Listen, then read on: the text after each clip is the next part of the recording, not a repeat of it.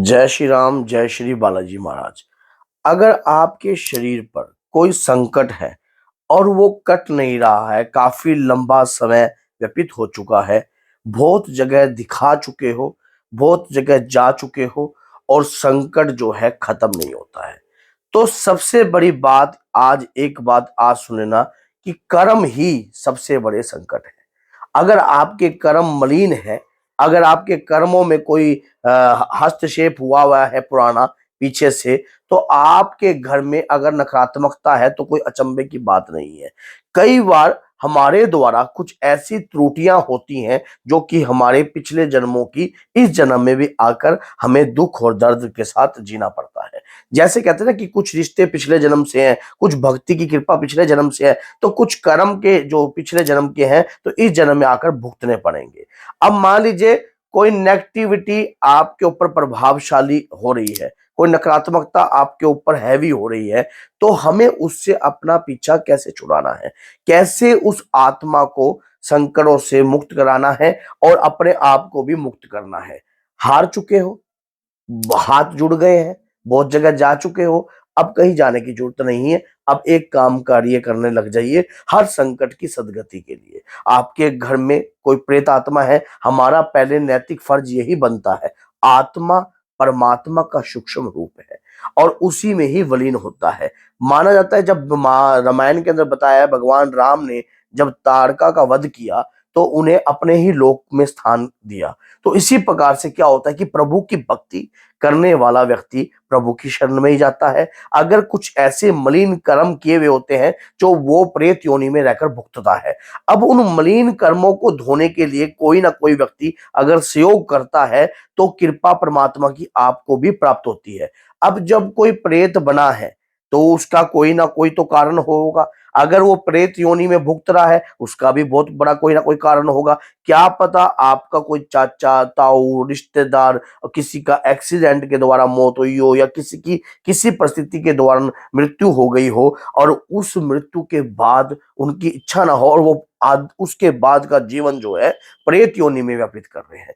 धीरे धीरे प्रेत योनि से करते करते वो सर्प योनि में चले गए। अब ऐसे संकट जो हैं, आप कहीं चले जाओगे, जहां जाओगे आपकी समझ में नहीं आएंगे, किसी सामने वाले व्यक्ति की समझ में नहीं आएंगे कि संकट है तो है कैसा। ये संकट आपको बुखला के रख देगा। आप कोई कहेगा किसी ने ये कर दिया, कोई कहेगा ये कर दिया, कोई कहेगा ये कर दिया, लेकिन समझ में कुछ नहीं आएगा।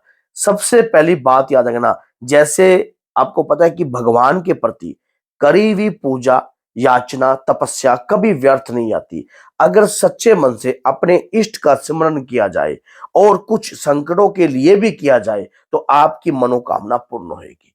पूजा तो आप निरंतर करते हो, रोजाना पूजा करते हो आप, चाहे कोई आपके घर में प्रेत आत्मा कैसी भी है उसके लिए भी पूजा करते हो, लेकिन जो उपाय मैं आज इस वीडियो में बता रहा हूं ये आपके जीवन को बदल के रख देगा। आपके जीवन में दुख और दर्द सब खत्म हो जाएगा। आपको पता है करना क्या है, कोई ज्यादा बड़ा कार्य नहीं करना, कोई ढोंग नहीं, कोई डिगासा नहीं, कोई कुछ नहीं, कुछ भी कार्य नहीं करना है। सिर्फ एक कार्य करना है। क्या कार्य करना है? अपने जीवन में अपने घर के बाहर जो भी कुत्ते होते हैं उन्हें बिस्कुट और दूध अर्पण करने लग जाना। एक कार्य तो ये करना है। दूसरा कार्य ये करना है कि साल में, जैसे कि साल में एक महीने में 2 एकादशी होती है। आपने 2 एकादशी होते हैं तो 24 एकादशी जो है भगवान विष्णु की कृपा है। ये एकादशी जो है भगवान की प्रिय है। तो इन एकादशियों के व्रत करने हैं।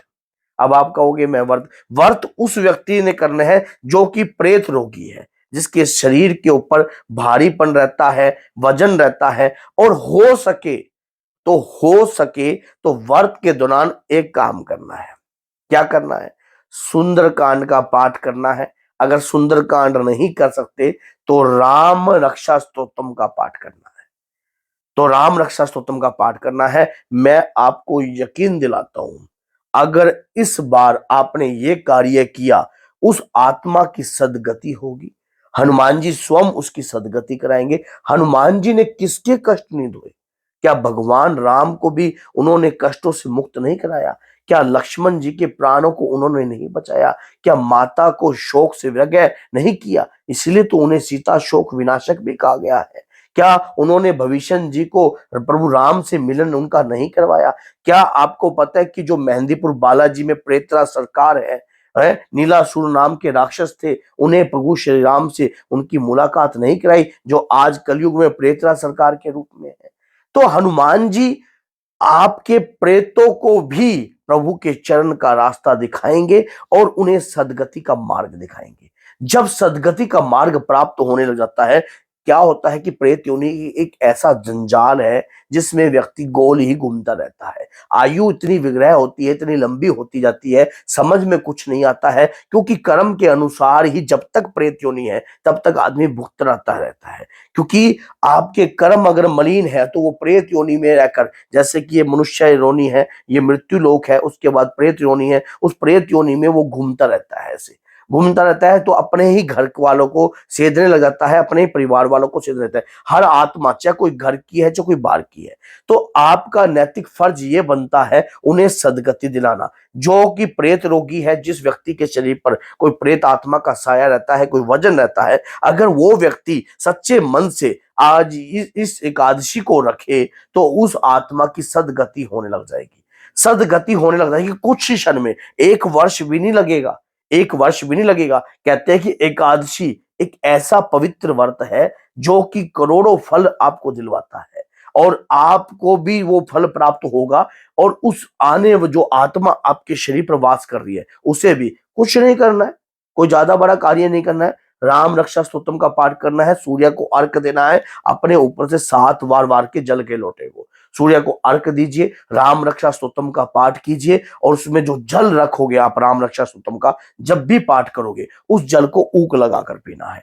हो सके तो 2 पाठ कीजिए, हो सके तो 3 पाठ कीजिए, जितना आपका समर्थ है। अगर आप पाठ कर नहीं पाते हो, आपसे पाठ नहीं होता है, शरीर पर आपको पेशी आ जाती है, शरीर आपका घूमने लग जाता है, तो आप सुनिए। जब तक वो पाठ पूर्ण नहीं होता, जिस दिन एकादशी होती है सुनिए, उसके बाद आप इस एकादशी का जो आपने व्रत खोलना है, पूर्ण दिन आपने कुछ नहीं खाना है। शाम को संध्या कालीन से पहले आपको व्रत खोलना है, गौ ग्रास निकालना है। जो भी बनाओगे आप फलाहार कीजिए, जैसे कि आप आलू का हलवा बना सकते हो, आलू का हलवा हो गया, कुट्टू की पकौड़ियां होगी, ये बनाकर उसके बाद अन्न नहीं खाना होता है। उसके बाद जो है अगले दिन आपको जो है थोड़ी सी खीर बनाकर भगवान शिव पर अर्पण कर दीजिए। देखिए, मैं 100% आपको ये उपाय, मैंने अब तक जो भी वीडियो में उपाय बताए हैं, प्रभु की कृपा के अनुसार ये बताए हैं, उनके आदेश के अनुसार ये बताए हैं। हमारी कोई हस्ती नहीं है हम किसी को कुछ उपाय भी दे सके। प्रभु का प्रताप है, वही गुणगान गाते हैं, वही हमारे मुख के द्वारा बुलवाते हैं। तो इसलिए अगर वीडियो अच्छी लगी है तो लाइक कीजिए, चैनल को सब्सक्राइब कीजिए और बेल आइकन बटन को ना भूलना, क्योंकि आने वाली हर वीडियो की नोटिफिकेशन आपको इसी के माध्यम से प्राप्त होगी। अगर कोई व्यक्ति रोगग्रस्त हो, अगर कोई व्यक्ति बीमार हो, अगर आप अपने व्हाट्सएप पर इस वीडियो का लिंक लगा लें तो क्या पता उसका जीवन भी बदल जाए, उसके जीवन में भी एक नया बदलाव आ जाए। तो बोलिए जय सीताराम, जय श्री राम, जय माता की।